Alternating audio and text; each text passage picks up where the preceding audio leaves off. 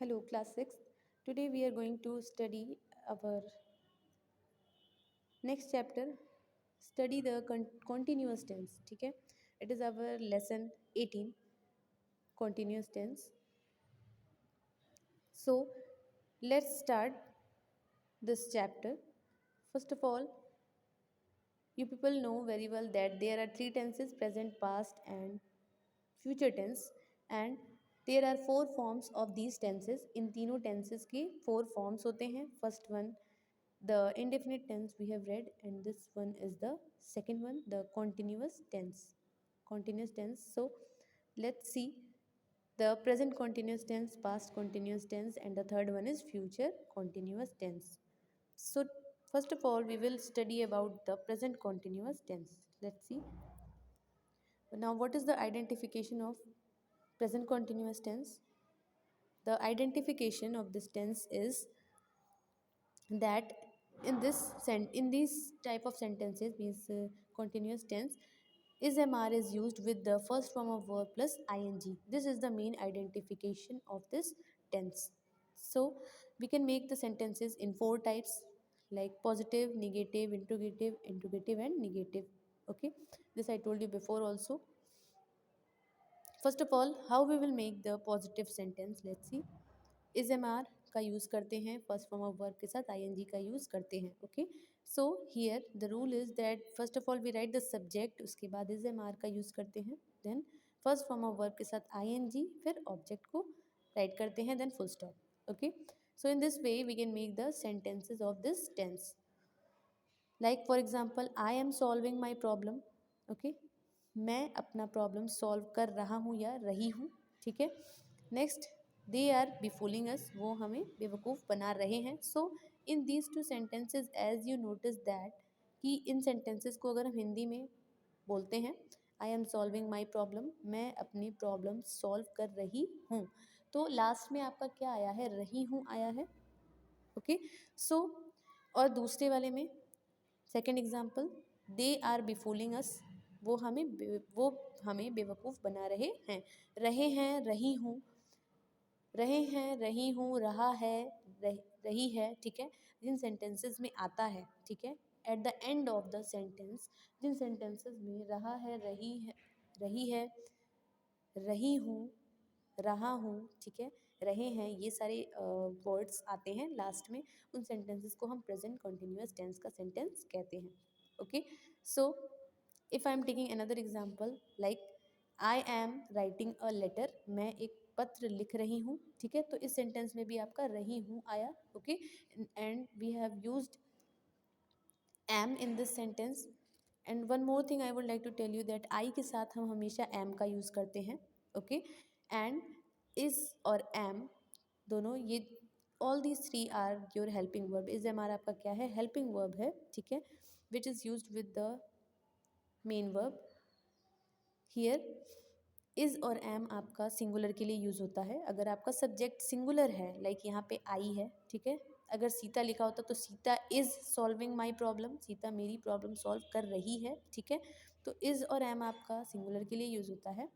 Are is use for the plural, are plural के लिए use होता है. दे मीन्स होता है वे, तो they is your plural, that's why we are using are in this sentence. Now, this was all about the positive sentence. Let's see the negative sentence. Negative sentence में आपको क्या करना होता है? Simply you have to add not. आपको not add कर देना होता है. Okay, in the just after the helping verb. Helping verb के बाद और main verb के पहले आपको not add करना होता है. Okay, it is also very simple, just like the positive sentence. As you can see that subject को पहले लिखते हैं, after that is am are जो आपका हेल्पिंग वर्ब है, फिर नॉट राइट करते हैं, after that the first form of verb plus I N G plus object, then full stop. So in this way we can make the sentence. Here you can see the first one, they are not enjoying our food. They are not enjoying our food, वो हमारा खाना, हमारा भोजन enjoy नहीं कर रहे हैं. तो इस सेंटेंस के लास्ट में भी रहे हैं आया. In this way, you can understand that this is the sentence of the present continuous tense. And in this sentence, we have used not. Not का यूज़ हम लोगों ने किया है because it is a negative sentence. Okay, next, if I am changing this sentence into the negative तो क्या write करेंगे? I am not solving my problems. Second one, they are not be fooling us. इस तरह से हम negative sentences बना सकते हैं. Okay, next one, C1 is our interrogative sentence. Now, how we make the interrogative sentence? Let's see. जो भी interrogative sentences होते हैं उसमें हम वर्ब को पहले राइट कर देते हैं. ठीक है, सो मीन्स हेल्पिंग वर्ब को हम यहाँ पहले राइट करेंगे. Here is am are is your helping verb, then we will write it at very first. उसके बाद subject, then the first form of verb plus ING, then object, after that question mark. Interrogative sentence का main जो point होता है कि हमें question mark को लगाना होता है. We don't have to forget to put the question mark at the end of the sentence. So let's see here. Here is an example. You can see, am I writing a fable? Okay, in this sentence I के साथ am का use किया गया है and it is an interrogative sentence. That's why we are writing am at very first. am को हम पहले write कर रहे हैं. ठीक है, am I writing a fable? Question mark. Okay, इसी तरह से if we are making this sentence, इस सेंटेंस को अगर हम इंट्रोगेटिव में चेंज करते तो कैसे करते? I am solving my problems, am I solving my problems. Okay, if this sentence we will change into the interrogative, then are they be fooling us? Question mark. Okay, so like this we can change the, make the interrogative sentences. Next आपका है interrogative and negative sentences. How what are the negative, interrogative and negative sentences? Interrogative sentence तो आप जानते हैं जिसमें question पूछा जाता है. एंड निगेटिव, इंट्रोगेटिव में निगेटिव सेंटेंस आप ऐसे राइट करते हैं कि उसमें नॉट भी एडेड होता है. Okay, so first of all we write it as it is. जैसा हम इंट्रोगेटिव सेंटेंस को राइट करते हैं इसे सेम वैसे ही राइट करते हैं. Simply we have to add not. Simply हम उसमें क्या कर देते हैं? सब्जेक्ट के बाद नॉट को ऐड कर देते हैं. Okay, so let's see the rule. Is am are plus subject plus not plus first form of verb plus ING, then object, then question mark. ठीक है, let's make the sentence. Are we not helping him? क्या हम उसकी help, उसकी मदद नहीं कर रहे हैं? इस सेंटेंस में भी आपका लास्ट में रहे हैं आया. Okay, so this is your present continuous tense sentence, negative and interrogative sentence. If this is a sentence, ये आपका है इंट्रोगेटिव और इसे हम इंट्रोगेटिव और निगेटिव दोनों में चेंज करते हैं अगर, तो कैसे करेंगे? Like am I writing a fable? Okay, am I not writing a fable? In this way, we can make the interrogative negative sentences of the past, present continuous tense. Now, the next one is past continuous tense. As you all know that past continuous tense में आपको past tense के बारे में बताया जाता है, बीती हुई बात बताई जाती है. Okay, so the identification of the past continuous tense is was verb plus first form of verb plus ING. was verb के साथ verb के first form में हम ING ऐड कर देते हैं.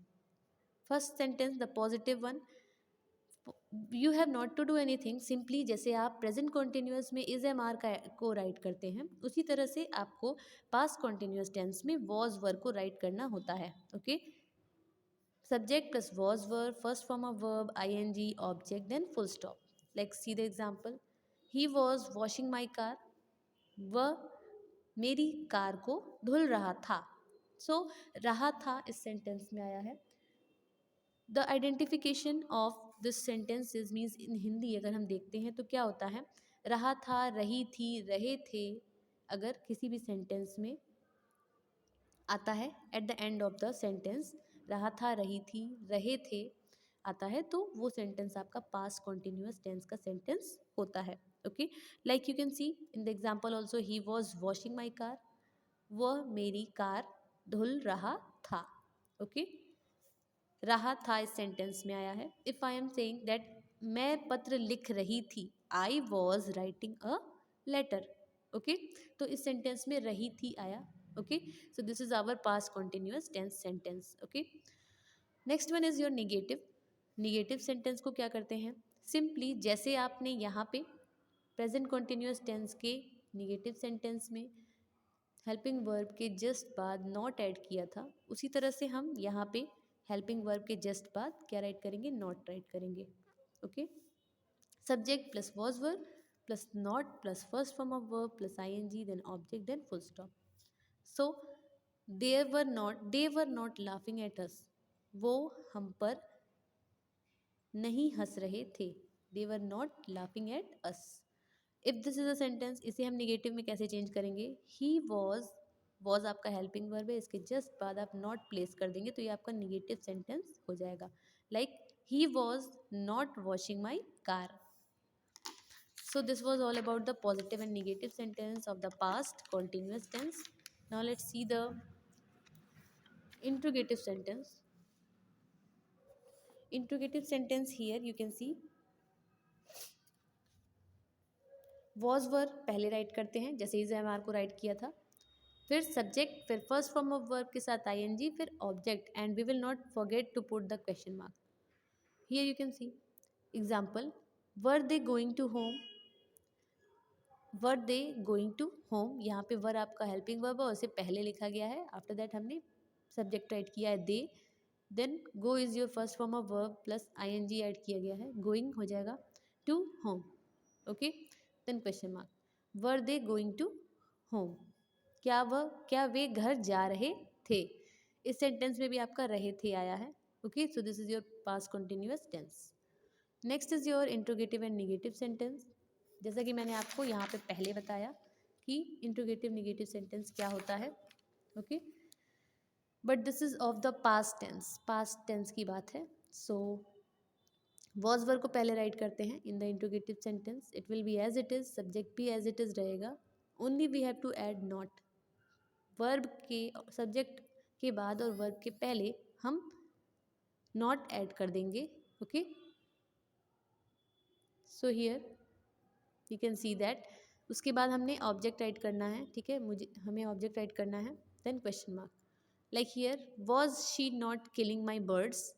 Was she not killing my birds, क्या वह मेरी चिड़ियों को नहीं मार रही थी. रही थी आया है इस सेंटेंस में भी. was is your helping verb and not is also being used because it is your interrogative and negative sentence. If we are changing this sentence, इस interrogative sentence को interrogative negative में change करेंगे तो क्या करेंगे, were they going to home. okay, क्या वे घर जा रहे थे, क्या वे घर नहीं जा रहे थे. then were they not going to home.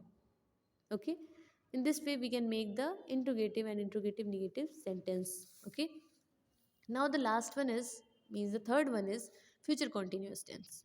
Let's see that what we add in the future continuous tense.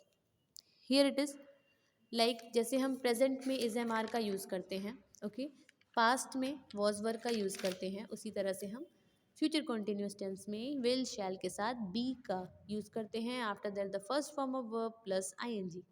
Okay, positive sentence है आपका. This is the rule, subject plus will shall plus be plus first form of verb plus I N G then object, after that full stop. In this way we can make the future continuous tense sentence. Now for example, she will be kneading my floor. She will be kneading my floor. okay, इस sentence में आपका will use किया गया है. he she it they, he she it they के साथ हम will का यूज़ करते हैं और आई और वी के साथ हम शैल का यूज़ करते हैं. ओके, सो यहाँ पे शी लिखा हुआ है, that's why we are writing will in this sentence. Be को हम राइट करते हैं, ठीक है, क्योंकि ये फ्यूचर की बात बताई जाती है, मीन्स जो होने वाला है. Okay, and it is still continuous tense है, मीन्स अभी वर्क चल रहा है, means. Okay, so let's see, she will be cleaning my floor. She will be cleaning my floor. ठीक है, हियर इट इज. नेक्स्ट आपका है in negative sentence. In this way you can write one more example I am giving you of the positive sentence. Like